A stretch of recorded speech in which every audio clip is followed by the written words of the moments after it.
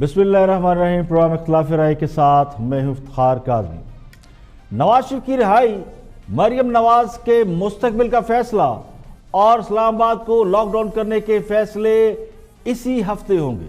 मुस्लिम league नून ने आज़ादी मार्च में शिरकत का हतमी फैसला और ऐलान कर दिया। इसकी हतमी तारीख क्या होगी, इसको लीड कौन करेगा, इसका फैसला नवाज शरीफ पर छोड़ दिया गया है। साबिक़ हुक्मरान जमात ने इस बात का बाज़ाब्ता ऐलान कर दिया है कि वो मौलाना फजलुर रहमान के आज़ादी मार्च का हिस्सा बनेंगे और JUIF के साथ मिलकर इस्लामाबाद को लॉकडाउन करेंगे। उससे पहले 18 सितंबर को नवाज शरीफ की जमानत का फैसला होगा। बाज़ अहम ज़राए का दावा ही है कि नवाज शरीफ को अदालत से रिलीफ मिल सकता है और वो जेल से बाहर आ सकते हैं। मुख्तलिफ हल्के चाहते हैं कि नवाज शरीफ जेल से बाहर निकलकर मौलाना फजलुर रहमान को आज़ादी मार्च से रोक दें या कम से कम आज़ादी मार्च को हालात के साजगार होने तक मुलतवी कर दें। शहबाज शरीफ ने इस हवाले से नवाज शरीफ से जेल में मुलाकात की। इस मुलाकात में मुस्लिम लीग नून के और भी अहम रहनुमा मौजूद थे। शहबाज शरीफ ने मौलाना फजलुर रहमान के पैगाम समेत दीगर लोगों के पैगाम भी नवाज शरीफ को पहुंचाए। ज़राए का दावा यह है कि मुख्तलिफ हल्के सियासी हालात में इस वक्त इस्तेहकाम चाहते हैं। जब तक कश्मीर के मामले पर सूरत हाल बेहतर ना हो जाए, मुल्क में कोई भी सियासी एडवेंचर नहीं चाहते। मौलाना फजलुर रहमान जो हर सूरत में अक्टूबर में इस्लामाबाद लॉकडाउन करने और हुकूमत को घर भेजने की ख्वाहिश रखते हैं, उसे मुल्की मफाद के लिए अच्छा नहीं समझा जा रहा है। यानी मौलाना के आज़ादी मार्च की टाइमिंग के हवाले से बहुत से एतराज़ात सामने आ रहे हैं। खुद मुस्लिम लीग नून के बाज़ रहनुमा ये समझते हैं कि इस्लामाबाद को लॉकडाउन करने के लिए दी गई डेडलाइन को बढ़ाया जा सकता है, लेकिन ये काम और इसका फैसला सिर्फ नवाज शरीफ कर सकते हैं और मौलाना को लॉकडाउन के लिए अक्टूबर से आगे ले जाया जाए, लेकिन ये काम भी नवाज शरीफ कर सकते हैं और मौलाना को लॉकडाउन के लिए अक्टूबर से आगे जाने पर आमादा कर सकते हैं। बाज़ हल्के डेडलाइन में 3 से 4 माह की तोसी की ख्वाहिश रखते हैं, लेकिन इसका फैसला नवाज शरीफ को करना है। इससे पहले JUIF की क़यादत मुस्लिम लीग नून की सेंट्रल एग्जीक्यूटिव कमेटी के इजलास में शिरकत करेगी, जिसमें आज़ादी मार्च के लिए लाहे अमल तय किया जाएगा। और ज़राए का यह भी दावा है कि अगर मियाँ साहब को अदालत से रिलीफ मिल गया तो वो अपनी सियासी हिकमत अमली तब्दील कर सकते हैं। बिलावल भुट्टो की जानिब से हुकूमत को दिसंबर तक की डेडलाइन दी गई है, जिससे ये तासर मिल रहा है कि पीपल पार्टी भी ऑन बोर्ड है और इस सूरत में मामला अक्टूबर की बजाय दिसंबर में तय किया जाएगा। प्रोग्राम में और भी अहम मौज़ूआत शामिल है, देखते हाईलाइट। किसी गार में रहता हूँ या मैं को बैरून मुल्क से आया हूँ, मुझे पता है मैं टीवी पे मातम देख रहा हूँ। देखो बात सुनो, ये ज्यादती होगी शहबाज शरीफ की तारीफ न करना। फर्क है इस हुकूमत में, इस मामले में शहबाज शरीफ की और इनमें। वो डेंगी पे सवारी कर रहा था। ये एक्सपीडियंसी की सियासत कर रहे हैं।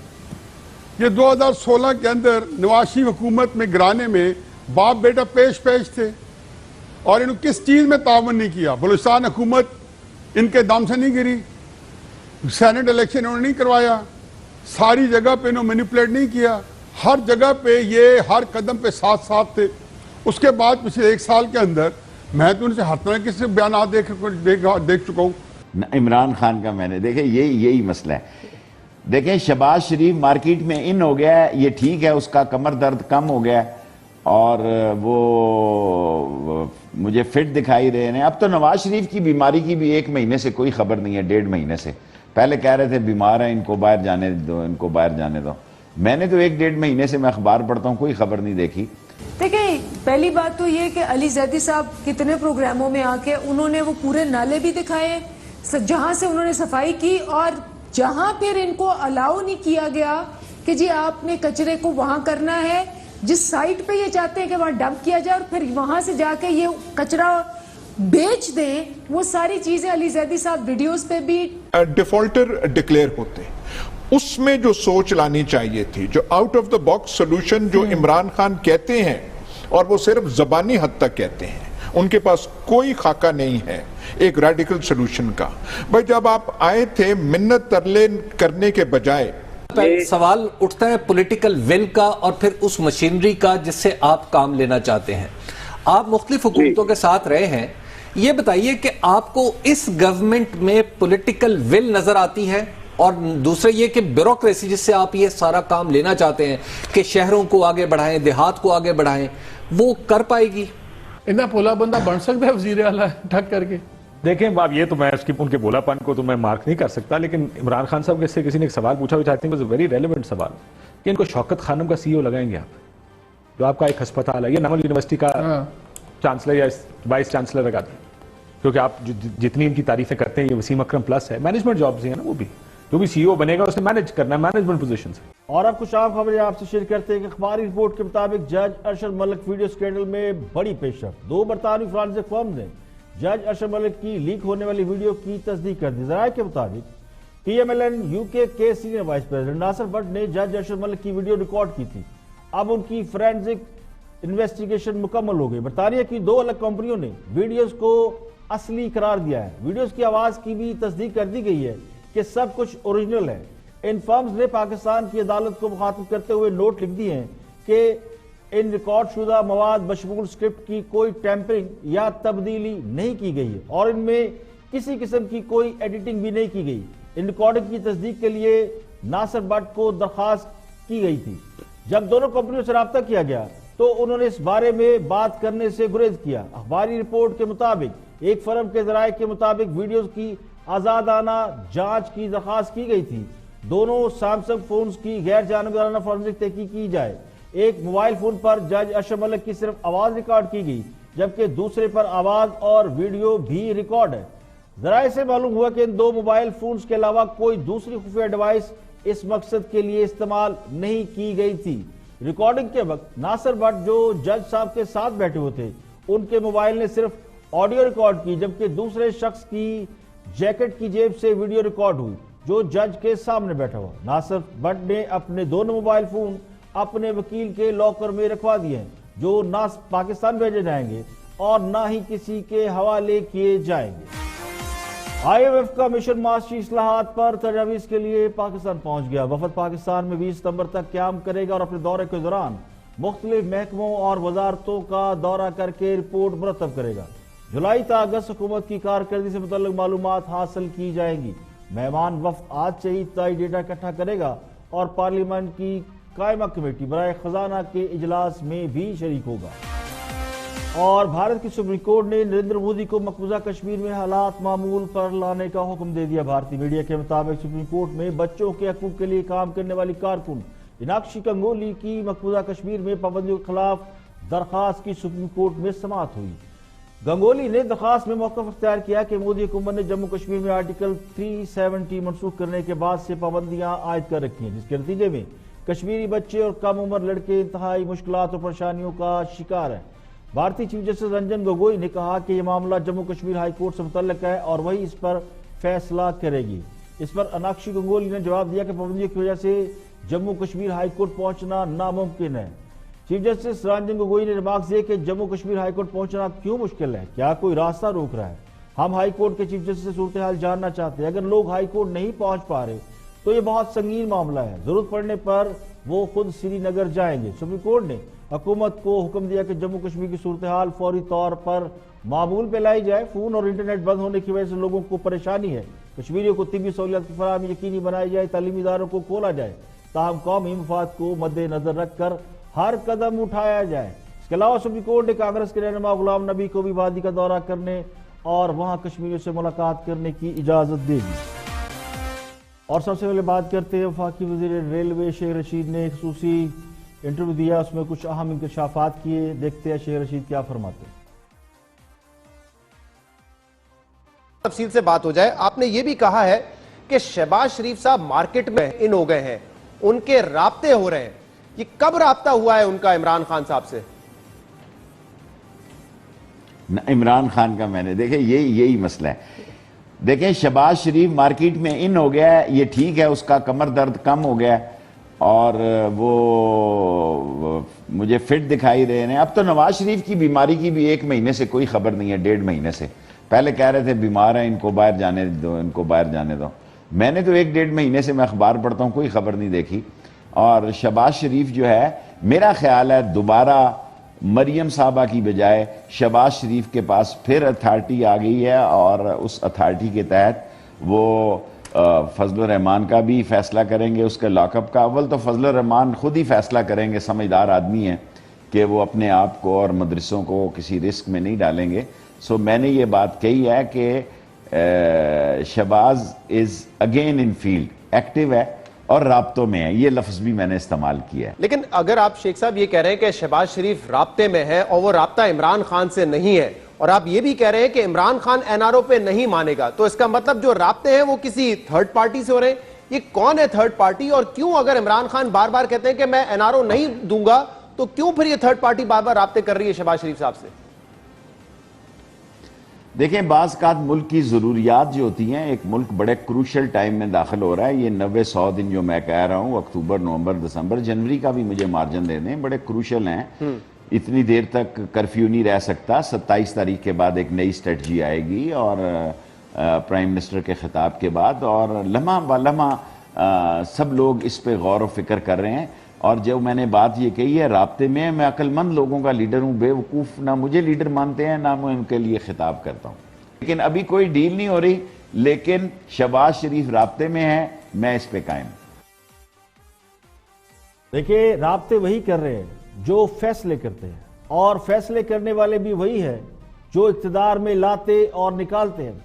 तो समझदार को इशारा ही काफी होता है। ये राब्ते बड़ी देर से जारी है, लेकिन मसला ये है कि पहले वो नहीं मानते थे, अब ये नहीं मान रहे। लेकिन हालात इस बात का तकाजा कर रहे हैं कि दाखिली सियासत को, दाखिली मामलात को दुरुस्त रखा जाए। शहबाज शरीफ के जरिए एक बार फिर ये कोशिश की जा रही है कि इस्लामाबाद लॉकडाउन से मुस्लिम लीग नून को किसी तरह अलग रखा जाए, लेकिन नवाज शरीफ ने मौलाना फजलुर रहमान का साथ देने का फैसला किया है, जिसकी वजह से दबाव मजीद बढ़ गया है। तो मेरा गुमान यह है कि शहबाज शरीफ राब्तों में जरूर हैं, लेकिन फैसला तो फिर भी नवाज शरीफ के कोर्ट में है, इसीलिए दबाव बढ़ रहा है। शेर रशीद को ज्यादा फिक्र इस बात की है कि अगर नाराजगियां दूर हो गई तो फिर मामला उनके हाथ से निकल जाएंगे, इसीलिए वो अगले चंद महीनों में हालात में तब्दीली देख रहे हैं।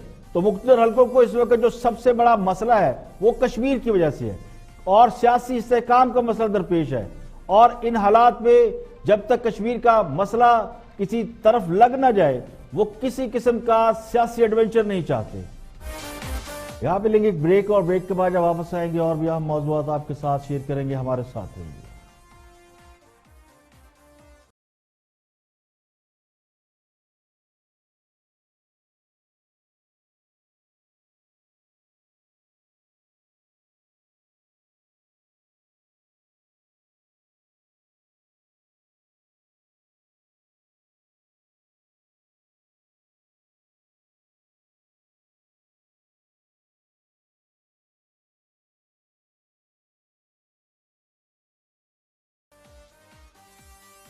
Welcome back. आप देख रहे हैं प्रोग्राम इख्तिलाफ राय और मैं हूं इफ्तिखार काज़मी। आगे बढ़ते हैं। इस्लामाबाद लॉकडाउन की बातें हो रही हैं, इसी पर मुख्तलिफ तजिया निगार और तबसरा निगार गुफ्तगू कर रहे हैं और सियासत में मजहब कार्ड के हवाले से सवालात उठा रहे हैं।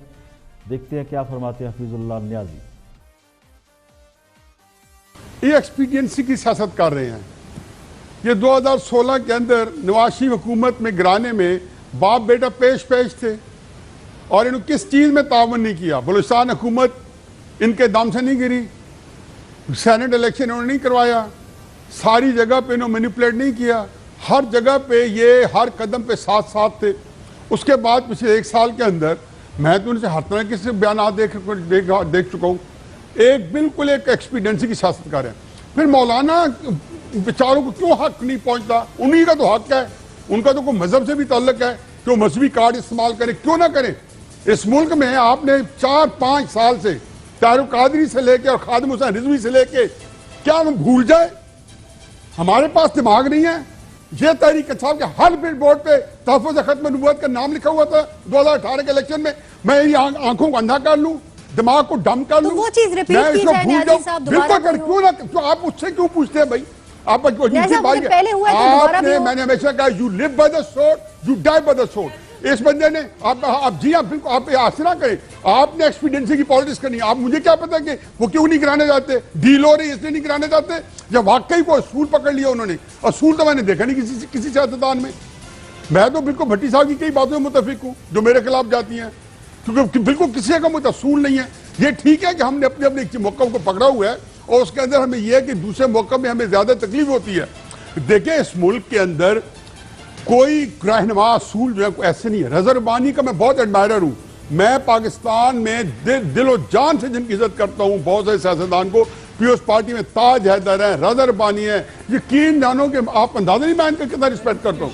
मैं जेन्युइनली लोगों की इज्जत करता हूं। ये बहुत बड़े लोग हैं और उन्होंने जो बातें की इससे ज्यादा की हैं।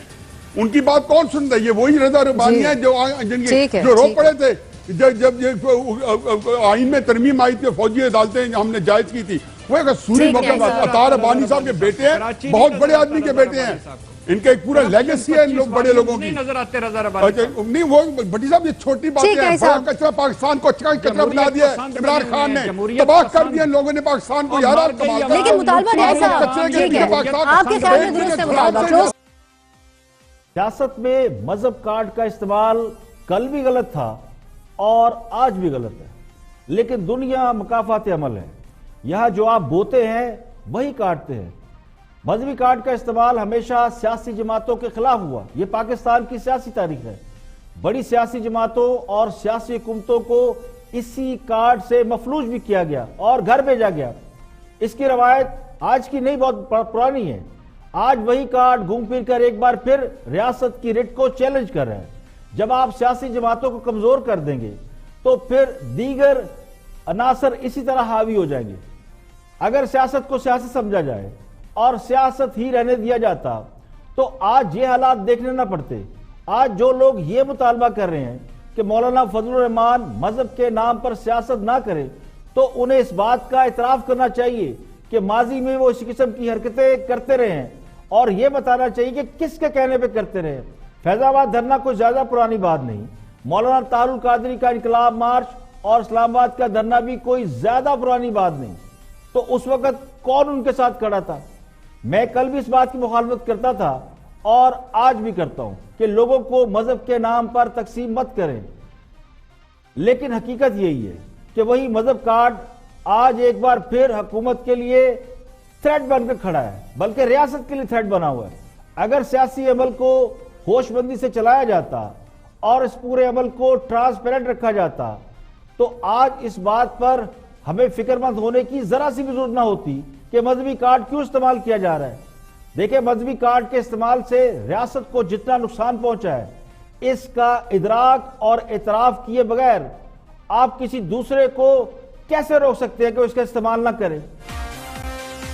और आगे बढ़ते हैं और बात करते हैं कराची में आर्टिकल 149 के नफाज पर जो बहस शुरू हुई, वो बहस अब तक जारी है। गो हुकूमत ने इसके नफाज का इरादा मौखर कर दिया है, लेकिन इसी पर बात कर रहे हैं। एतराज है में पीटीआई के अहम रहनुमा है अंदलीब अब्बासी।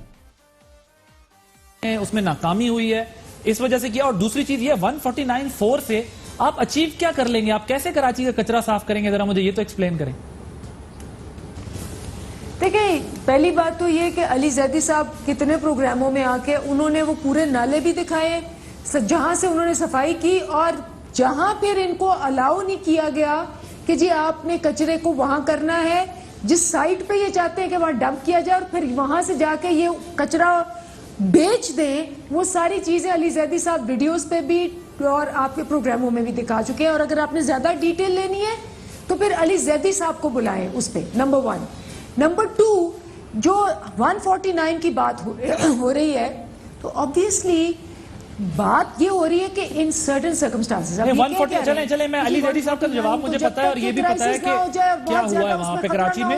मुझे ये पता है 149(4) से आप क्या अचीव करेंगे, मुझे ये समझाएं। कम है, ये लोग या मर रहे हैं गंदगी से, लोग जो हैं वो उनकी जिंदगी अजाब हुई है। पॉइंट टेकन, ये तो सबको पता है कि लोग मर रहे हैं और वहां पर जिंदगी अजीरन है। चाहते हैं कि इन पे एक्सरसाइज की जाए, मेरी आवाज नहीं जा रही, वहां जाके हम हमारे पास कुछ अथॉरिटी हो कुछ करने की। अनलीफ साहब, आपको मेरी आवाज आ रही है?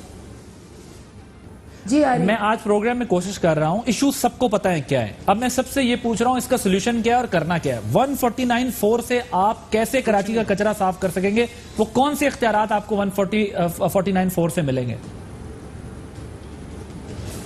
देखिए, ये जैसे मैंने कहा, ये तो आपने कोई लॉयर को बुलाए ना, मैं तो आपको सियासी बात बता सकती हूँ। भाई सियासी बात ही समझाने मुझे कि इससे फायदा क्या होगा आपको? ये अलाउ करती है जी, इससे फायदा क्या होगा? सियासी बयान दे दें आप अपना कोई। बिल्कुल फायदा ये होगा कि हमारे पास ये इख्तियार होगा कि ये जितनी इन्होंने जितने इदारों को जकड़ रखा है और उनको कोऑपरेट नहीं करने दे रहे, वो फिर हमारे इख्तियार से, फेडरल के इख्तियार से उनको कोऑपरेशन मजबूरी हो जाएगी। जो हुकूमत पंजाब में अपनी हुकूमत होते हुए डेंगू जैसे वबा पर काबू नहीं पा सकी, वो सिंध में इख्तियारात लेके कौन सा तीर मार लेगी? अगर तो हुक्मरान जमात के पास बहुत ज्यादा एक्सपर्टीज है और इन आसमानी अफाज से, वबाओं से निपटने का कोई बड़ा तवील तजर्बा है, तो फिर तो बात समझ में आती है कि कराची के हालात ठीक कर देंगे। देखिए, कराची का मसला उसकी इंतजामी तकसीम है और बल्दियाती इदारों की सियासत है। जब कायम अली शाह वज़ीर आला थे तो उस वक्त भी ये कचरे का मसला एक बड़े पैमाने पर हमारे सामने आया था, लेकिन चूंकि ये सिंध हुकूमत का इस्तेहकाक है और MQM का मैंडेट है, ये दो जमातें हैं जिनको सिंध के लोगों ने वोट दिए हैं, तो ये मसला उन्हीं को हल करना है। कराची में कुछ और नहीं मिला तो कचरे पर सियासत शुरू कर दी गई, इसे इंतजामी से ज्यादा अब सियासी मसला बना दिया गया है। तो लेकिन इसके पीछे जो हकीकत है वो ये है कि अगर सिंध हुकूमत के फंड ना रोके जाते तो ये मसला पैदा ना होता। फेडरल गवर्नमेंट ये कर सकती है कि मेयर साहब को स्पेशल फंड या मशीनरी फराहम कर दे, लेकिन धौंस, धमकी और किसी हुकूमत के इख्तियारात को सलब कर लेने से मैंडेट की तौहीन तो ना करे। आर्टिकल 149 का मतलब यही लिया गया है कि वफाक सिंध के इख्तियारात पर कब्जा चाहता है, इसलिए वहां से रिजाइनमेंट नजर आई है। तो इस गैर जिम्मेदाराना हरकत पर वज़ीर कानून साहब से भी तो जवाब तलब होना चाहिए। आगे बढ़ते हैं और कॉलमिस्ट, तजिया निगार और साबिक रुकन असम्बली अयाज अमीर हुकूमत की कारकर्दगी और इकोनॉमी के हवाले से बात कर रहे हैं। Watch this.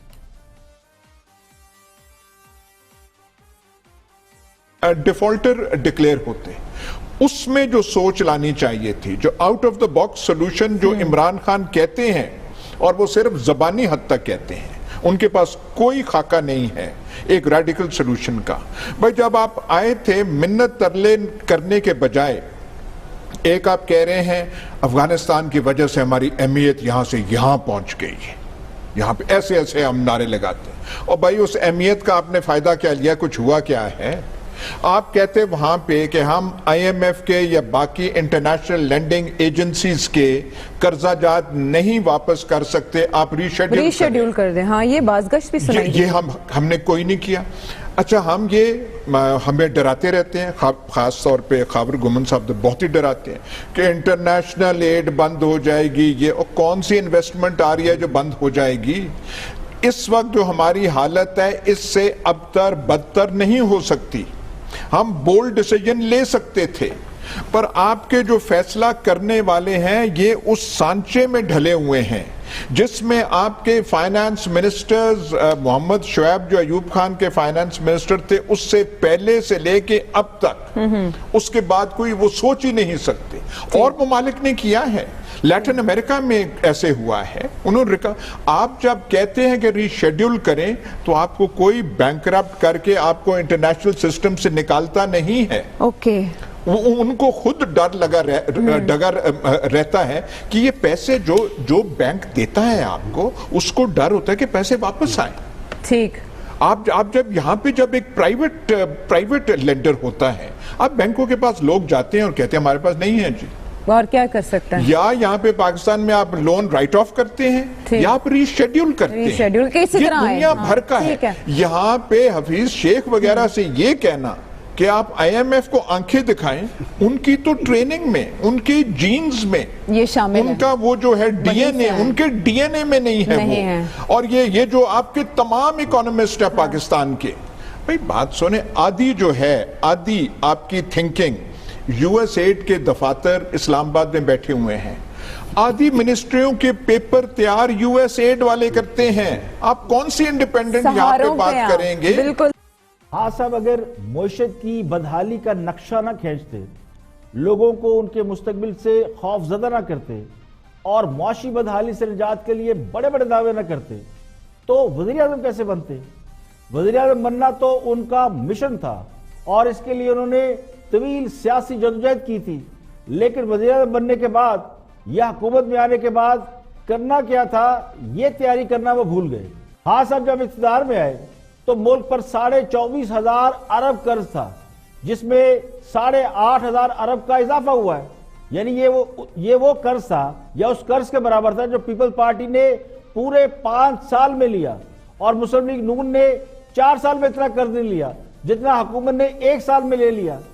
और कर्जों की मालियत अब 33,000 अरब रुपए पर पहुंच गई है।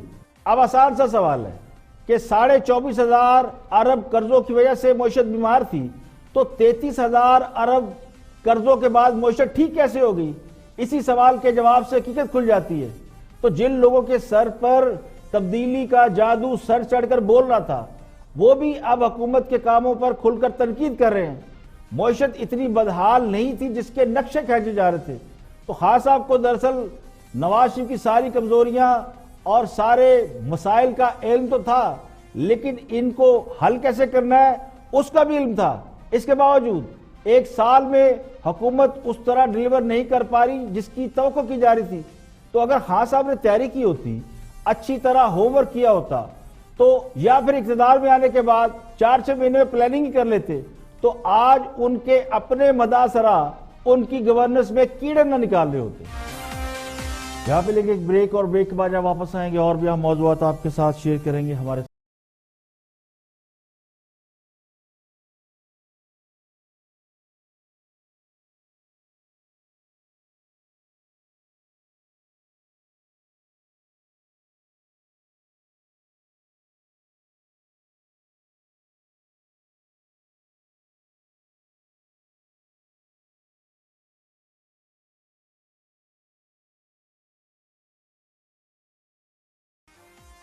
Welcome back. आप देख रहे हैं प्रोग्राम इख्तिलाफ राय और मैं हूं इफ्तिखार काज़मी। ब्रेक के बाद हाजिर खिदमत है। वज़ीर पंजाब की कारकर्दगी पर बहुत से सवाल उठ रहे हैं, उसी पर गुफ्तगू कर रहे हैं तजिया निगार एंकर पर्सन काशिफ अब्बासी और उनके साथ है इरशाद भट्टी। बुज़दार साहब जितने वो प्राइम मिनिस्टर की बातें सुनो, कहते हैं यार बड़ा दरमियाने मुतवसत तबके से है, हालांकि वो गलत बात है, बट वो कहते हैं है बड़ा शरीफ है, मासूम है। क्या इतने भोले हैं जितने नजर आते हैं बुज़दार साहब? इतना भोला बंदा बन सकता है वज़ीर आला ठग करके? देखें बाब, ये तो मैं उसकी उनके भोलापन को तो मैं मार्क नहीं कर सकता, लेकिन इमरान खान साहब से किसी ने एक सवाल पूछा, which I think was a very relevant सवाल, कि इनको शौकत खानम का सीईओ लगाएंगे आप, जो आपका एक अस्पताल है, ये नमल यूनिवर्सिटी का चांसलर या वाइस चांसलर लगाते हैं, क्योंकि आप जितनी इनकी तारीफें करते हैं, ये वसीम अकरम प्लस है, मैनेजमेंट जॉब्स है ना, वो भी जो भी सीईओ बनेगा उसने मैनेज करना है, मैनेजमेंट पोजीशन से। प्रॉब्लम क्या है यहाँ पर देखें, ये जो बहस होती है ना कि क्यों उस्मान बुज़दार पर, आई बिलीव दिस कि हमें कारकर्दगी को जज करना है, लेकिन देखिए किताब भी उसके कवर से ही जज होगी ना, कारकर्दगी कैसे जज होगी? आप इस वक्त मसला उस तनकीद उस्मान बुज़दार पर नहीं हो रही, तनकीद लैक ऑफ गवर्नेंस इन पंजाब पर हो रही है, जो कि इमरान खान साहब को समझ नहीं आ रहा। उनको लगता है कि बुज़दार साहब की शक्ल से लोगों का एतराज, बिल्कुल कोई एतराज नहीं। अगर यही बुज़दार साहब आज पहले साल में नजर आ रहा होता, पुलिस ठीक हो रही है, थाने बेहतर हो रहे हैं, अस्पतालों में काम हो रहा है, गवर्नेंस की डे टू डे चीजें बेहतर हो रही हैं, मजाल थी मेरी या आपकी मालिक साहब कि हम बुज़दार साहब की शान में कोई गुस्ताखी कर सकते हैं। लोगों ने हमें गालियां निकालनी थी कि यार पहला काम करने वाला आदमी आया, आप लोग उसके ऊपर तनकीद कर रहे हैं। इस वजह से तनकीद बैठती है, लोग मानते हैं, क्योंकि उनको भी नजर आ रहा है कि जो काम देखे, शहबाज शरीफ साहब से 100 इख्तलाफ है, मेरा सियासी इख्तलाफ भी है, बहुत सी चीजों का इख्तलाफ है, मिसप्लेस प्रायोरिटीज का इख्तलाफ, बट वो इमरान खान साहब ने भट्टी साहब को कहा, आपको कहा था ना कि आपको शोबाजियों की आदत पड़ी हुई है, शहबाज शरीफ की आदत पड़ी है। देखिए लोगों को यही चीज अब देखनी, क्योंकि जहां काम नहीं होता, आप भी इस मुल्क में वो सियासतदान को कामयाब समझा जाता है जो लोगों की बातें सुन लेता है। कम से कम लोगों को पता है मेरा मसला हल नहीं होना, लेकिन कुछ चीज की सेटिस्फैक्शन होती है, मेरा मसला कुछ सुन तो रहा। यहां पर भी लोगों को पता है कि मसले हल नहीं होने, लेकिन कम से कम नजर तो आ रहा है कोई कोशिश कर रहा है मसला हल करने। लेकिन मालिक साहब ये खचरा बड़ा है, ये आप लफ्ज खचरा मैं इस्तेमाल करूं बुजदार के लिए। नहीं स्ट्रीट अच्छा स्ट्रीट अच्छा मैं इसका उर्दू भी करें पंजाबी भी करें खचरा ही बनता है। और ये खचरा इससे देखिए, खचरा पंजाबी का लफ्ज है जिसका मतलब ये है कि हैं कवाकब कुछ नजर आते हैं कुछ और, यानी भोला होने में और भोला बनने में थोड़ा फर्क होता है। एक शख्स चालाक हो और भोला बनने की एक्टिंग करे तो उसे खचरा कहते हैं। मैं ये नहीं कहता कि बुज़दार साहब बड़े होशियार चालाक आदमी हैं और जानबूझकर मासूम और भोला बनने की एक्टिंग कर रहे हैं। मेरा मौक़िफ़ ये है कि जेड़ा पन्नो ला ले, उस्मान बुज़दार को छोड़े, या तो एक लंबी लाइन लगी हुई है, you name anyone, Fawad Chaudhary, Firdaus आशिकवान, Faisal वाडा और बड़े बड़े नाम, जिस पर भी नजर दौड़ाएंगे उसकी कारकर्दगी पर सवाल जरूर उठेगा। वज़ीर आला पंजाब पर यह एतराज बिल्कुल नहीं कि वो कमगो है और शरीफ आदमी है। लोग ये समझते हैं कि वज़ीर आला को कम से कम ऐसा होना चाहिए कि वो लोगों से 2-4 कदम आगे चले, अवाम के मसाइल को समझे और उन्हें हल करे। लेकिन यहाँ सूरत हाल ये है कि जब तक मीडिया किसी मसले को हाईलाइट नहीं करता, वज़ीर आला साहब की तरफ से कोई एक्शन नहीं होता। डेंगू जैसे मर्ज का फैल जाना और उस पर हुकूमत का टस से मस ना होना, लोग मर रहे हों और वज़ीर आला साहब दूसरी बार उम्रे पे चले जाएं, होना तो ये चाहिए था कि वो इमरजेंसी लगाते, आगाही मुहिम चलाते और खुद उसको मॉनिटर करते। इसके बरक्स 2 मुशीरों को निकाला और एक नई मुशीरा को रखा और खुद बाहर चले गए, और वो 2 मुशीर कहते फिर रहे कि हमें क्यों निकाला। आगे बढ़ते हैं और देखते हैं, गुफ्तगू कर रहे हैं दानिश्वर, तजिया निगार, कॉलमिस्ट और एंकर पर्सन हसन निसार, और उनके ज़ेर बहस मौजू है डेंगू। सब डेंगू से पंजाब में 3 से ज़ायद हलाकतें हो चुकी हैं, 2000 से ज़्यादा मरीजों में इसकी तशखीस भी हो चुकी है। इस पर पिछली हुकूमत ने तो बड़ी हद तक कंट्रोल कर लिया था, बाकी सूबों में तो वैसे ही हालात बुरे थे। आज पंजाब में भी ऐसे है। मैं किसी गार में रहता हूँ जी, या मैं बैरून मुल्क से आया, मुझे पता है, मैं टीवी पर मातम देख रहा हूँ। देखो बात सुनो, ये ज्यादती होगी शहबाज शरीफ की तारीफ न करना।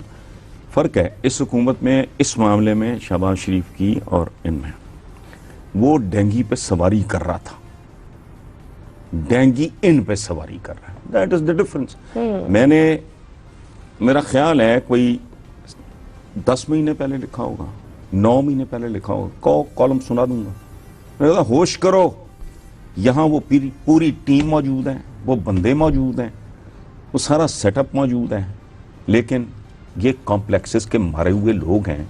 ये शहबाज शरीफ का आदमी है, फलां। ओ भाई ठीक है, 10 साल एक खानदान अगर गर्दन पे सवार रहेगा तो लोगों ने जिंदा नहीं रहना, उनकी लॉयल्टी दिया वो करते होंगे बेचारे। अब नहीं, अब आप वो आपके साथ हैं।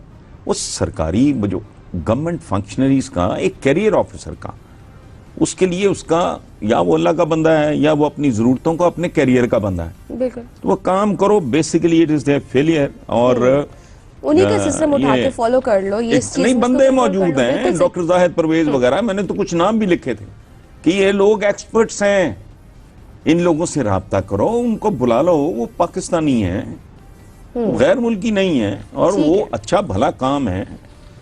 अगर बहुत ज्यादा लॉयल्टी उनकी होगी भी शहबाज शरीफ के साथ तो भाई क्या तकलीफ है। ये तो एक टेक्निकल सा काम है ना। बिल्कुल, वो डॉक्टर्स हैं, वो कर देंगे। कल तक जो ये कहते थे कि शहबाज शरीफ तो अपने भाई की वजह से वज़ीर आला बना हुआ है, उसे आता जाता कुछ नहीं, आज वो ये कहते हैं कि शहबाज शरीफ डेंगू के ऊपर चढ़ा हुआ था और आज डेंगू हुकूमत के ऊपर चढ़ गया। अगर तासुब की ऐनक को उतार कर देखेंगे तो शहबाज शरीफ के और भी बहुत से काम ऐसे नजर आएंगे जो काबिल तारीफ है। और इसकी वजह यही है कि शहबाज शरीफ में एक क्वालिटी ये भी है कि वो हर काम में अपनी इनपुट जरूर डालते थे। डेंगू का मर्ज सिर्फ डॉक्टरों और हॉस्पिटल की वजह से काबू में नहीं आया था। जो असल बात थी वो डेंगू के मौसम में खुफिया इदारों की ड्यूटियां इस काम पर लगती थी और खुफिया इदारे ये शिकवा करते पाए जाते थे कि देखें हमें डेंगू के मामले पर वज़ीर आला को रिपोर्ट करना पड़ती है। इसी से अंदाजा लगाया जा सकता है कि ये कितना सेंसिटिव इशू था और इसको कितना सीरियस लिया गया। तो मौजूदा हुकूमत में और साबका हुकूमत में डिफरेंस यही है, और मसला भी यही है कि मौजूदा हुकूमत के लोग ये समझते हैं कि इन्होंने खुद कोई काम नहीं करना बल्कि लोगों ने करना है। सवाल ये है कि लोग अब भी मौजूद हैं, तो फिर काम क्यों नहीं हो रहा? डेंगू से मुतासर अफराद और मरने वालों की तादाद बढ़ती जा रही है और ये लम्हा फिक्रिया है। और सेक्रेटरी हेल्थ साहब ये फरमाते हैं कि फलाह का कसूर है, फलाह की नेग्लिजेंस है, लेकिन अभी तक तो हमारे वसीम अकरम प्लस जिनके बारे में ये नहीं पता कि वो बाएं हाथ से खेलते हैं दाएं हाथ से खेलते हैं, उन्हें इंतजामिया को इस्तेमाल करने का तरीका तक मालूम नहीं, तो वो बेचारे क्या करेंगे? और मेरा शिकवा ये है कि जो लोग नकल मार कर भी निजाम नहीं चला सकते, उनसे बड़ा नहल और कौन हो सकता है? आसान सा काम था। शहबाज शरीफ ने डेंगू के खात्मे के लिए जो कुछ किया था उसकी नकल ही मार लेते, जो सिस्टम दिया था उसी को फॉलो कर लेते, तो इस तरह ये सूरत हाल तो पैदा ना होती। आज के लिए इतना ही, कल फिर हाजिर होंगे मजीद खबरों तबसरों तजियों के साथ। प्रोग्राम इख्तिलाफ राय से इफ्तिखार काज़मी को इजाज़त दें। अपने फीडबैक से आप हमें ज़रूर आगाह करें। सोशल मीडिया पर हमारे पेजेस मौजूद हैं और कुछ सवाल हो तो आप उन पर वो सवाल ज़रूर करें, उसका जवाब देंगे। कल तक के लिए इजाज़त दीजिए, अपना ख्याल रखिएगा। आज के लिए इतना ही, कल फिर हाजिर होंगे मजीद खबरों तबसरों तजियों के साथ। प्रोग्राम इख्तिलाफ राय से इफ्तिखार काज़मी को इजाज़त दें। अपने फीडबैक से आप हमें ज़रूर आगाह करें। सोशल मीडिया पर हमारे पेजेस मौजूद हैं और कुछ सवाल हो तो आप उन पर वो सवाल ज़रूर करें, उसका जवाब देंगे। कल तक के लिए इजाज़त दीजिए, अपना ख्याल रखिएगा।